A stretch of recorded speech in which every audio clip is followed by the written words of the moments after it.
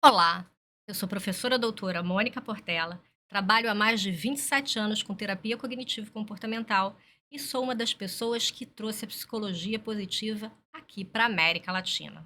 E hoje eu vou falar com você sobre a questão do medo e da ansiedade, que foram aumentadas demasiadamente ao longo dos 2 anos da pandemia de Covid-19, do ano de 2020 e 2021. E agora, logo no início de 2022, temos uma eminência de uma guerra termonuclear no nosso planeta, o que vem disparando mais ainda o medo das pessoas. Medo do desemprego, da falta de alimentos, da alta da gasolina, da alta do gás na Europa, enfim, uma situação realmente muito preocupante. E o medo e a ansiedade, como nós sabemos, podem desencadear uma série de problemas. Antes da gente começar, deixa o seu joinha, se inscreve no nosso canal e deixa o seu comentário falando sobre que tema você gostaria que eu e a minha equipe do CEPAF do Psimais abordássemos aqui com você no nosso canal. E vamos juntos fazer uma diferença positiva e operante no planeta azul, porque o planeta azul precisa de você. O planeta azul precisa de você, terapeuta, de você, profissional da área de saúde, de você, profissional da área de educação, de você, pai, mãe, avô, avó, centrado para ajudar o maior número de pessoas nesse momento tão delicado que nós estamos vivendo. Vamos começar. Não seja paralisado pelo medo. Uma das consequências mais desastrosas que a pandemia de Covid-19 trouxe para todos nós, crianças, adultos, jovens, foi a tentativa de transformar o medo em uma virtude. Só que o medo, ele não é uma virtude. A coragem para enfrentar o medo é uma virtude. O medo não é uma virtude. E o medo exacerbado, ele pode trazer uma série de problemas para todos nós. E a mídia, infelizmente, teve um papel muito grande em alimentar o medo das pessoas, fazendo com que as pessoas ficassem completamente apavoradas, tendo até alguns comportamentos bastante insensatos ao longo da pandemia e comportamentos esses que continuam ainda hoje, no ano de 2022. O que é o medo, pessoal? O medo é uma emoção básica, de acordo com Ekman.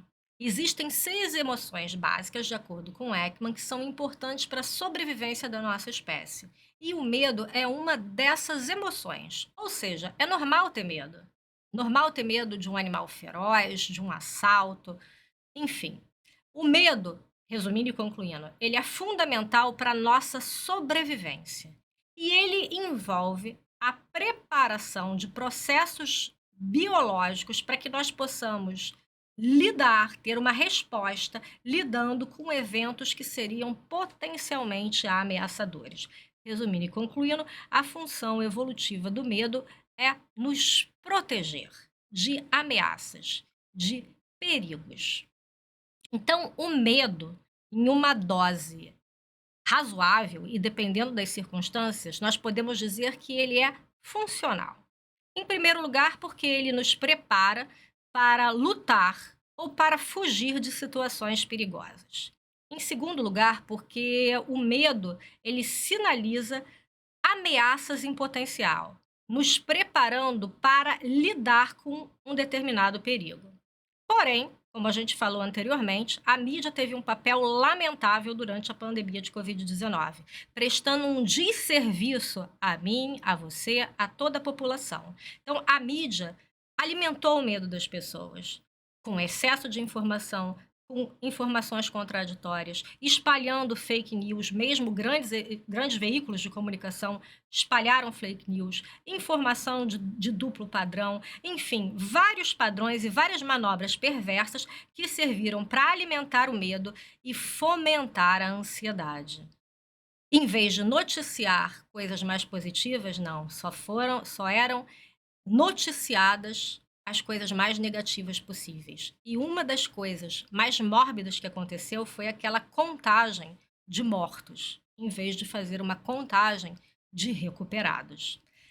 Enfim, o medo em excesso, ele pode trazer uma série de problemas para as pessoas, como, por exemplo, afetar a imunidade, piorando a resposta imune do nosso sistema imunológico, aumentando problemas de sono. E uma das coisas mais terríveis para o ser humano é a falta de sono.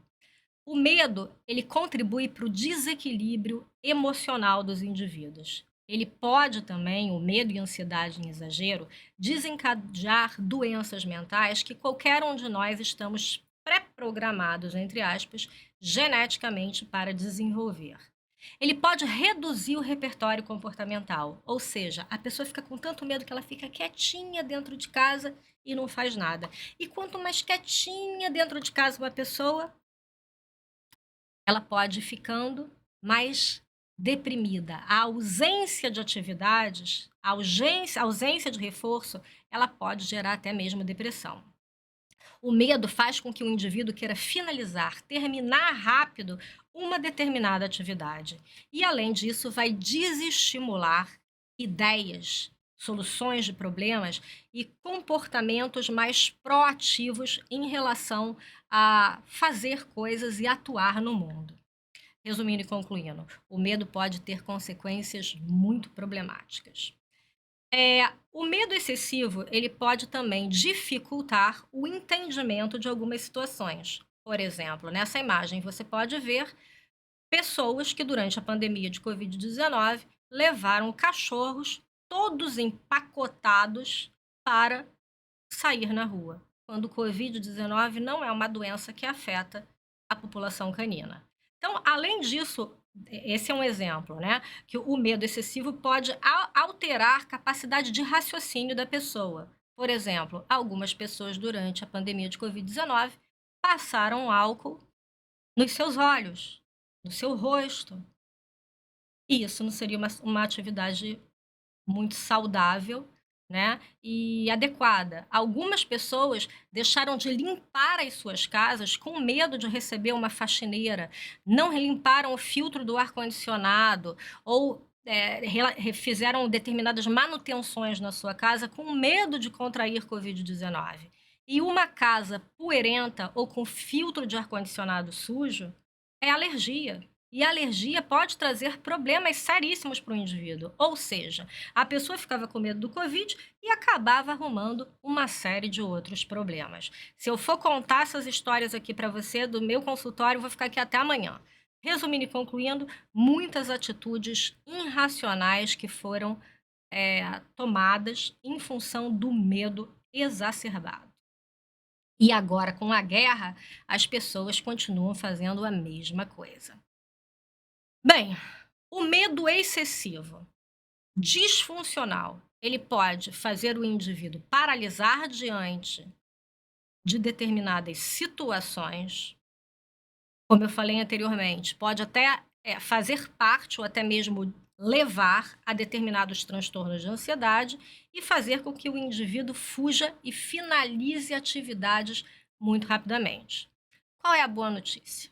A boa notícia é que existem inúmeras estratégias cientificamente comprovadas para que nós possamos ajudar os nossos clientes ou os nossos familiares, aqueles que estão próximos de nós, a lidar com o medo. Então, vamos falar agora de algumas dicas para lidar com o medo. Primeiro, ignorar o medo é a pior coisa que se pode fazer. É necessário admitir o medo e encarar o medo de frente. Então é interessante, muitas vezes, pedir para a pessoa para ela fazer uma lista dos medos. Essa lista de medos pode ajudar a verificar o problema para que a gente ajude o nosso cliente a lidar com um problema de cada vez. Segundo, classificar e observar se cada um desses medos está sendo disfuncional, ou seja, se ele está passando de um estado de alerta, que é funcional e bom para cada pessoa, para algo excessivo, que impede ou atrapalha as atividades do dia a dia, as atividades do cotidiano.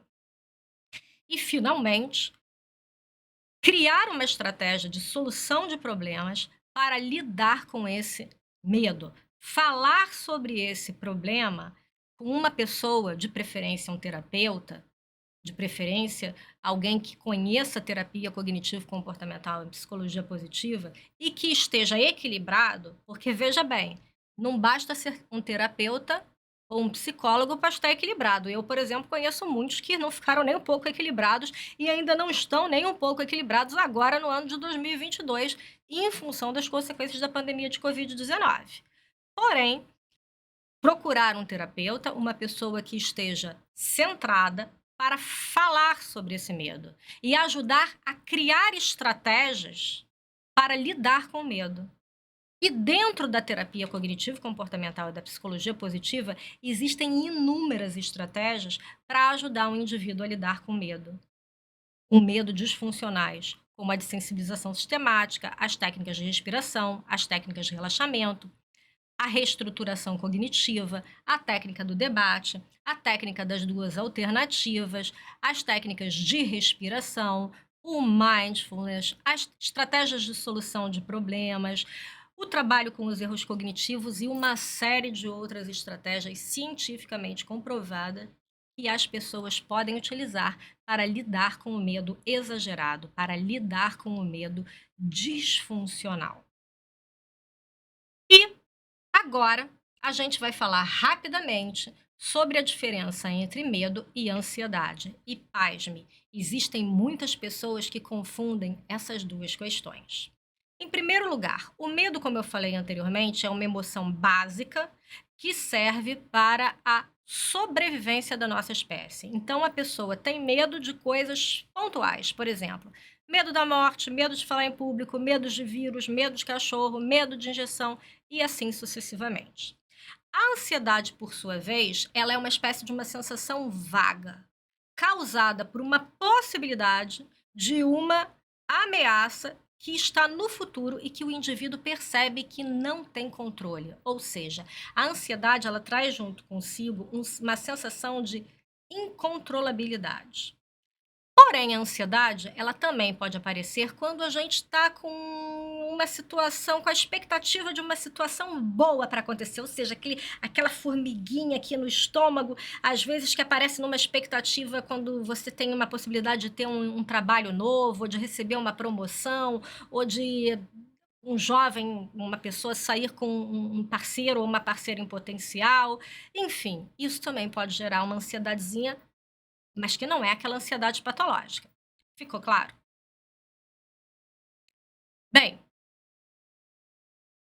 e se você quer aprender mais sobre medo, sobre ansiedade e técnicas para lidar com o medo e a ansiedade disfuncional e também como usar a ansiedade a seu favor, que a ansiedade funciona como uma energia, né?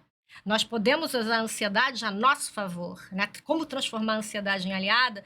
Você está convidado para vir aqui para os nossos cursos do CEPAF e do PSIMAIS, a formação ou a pós-graduação em terapia cognitivo-comportamental ou psicologia positiva.